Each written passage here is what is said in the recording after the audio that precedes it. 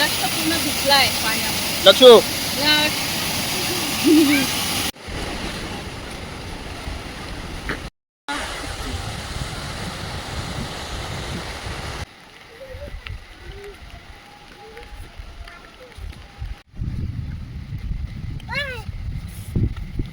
लक्ष सोनीला बाय.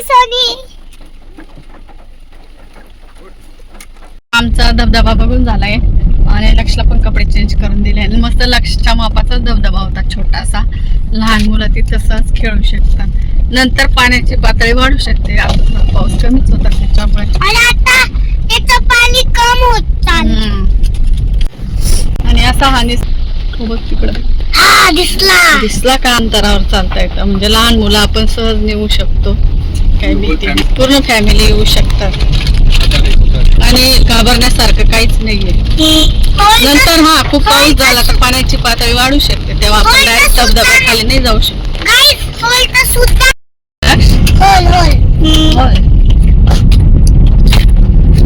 तर पहिले आम्ही गुरुंडी धबधब्यावर गेलो तेव्हा आम्ही दोघंच गेलो. लक्षला नेलं नाही कारण ते तिथं ट्रेकिंग जास्त होतं आणि इथं ट्रेकिंग कमी आहे रस्त्याच्या एकदम कडे. म्हणजे जेव्हा पाण्याची पातळी वाढेल कदाचित तर आपल्याला इथून वरतूनच धबधबा बघावा लागेल. लक्ष बघ ना धबधबा दिसतोय ना वरतून.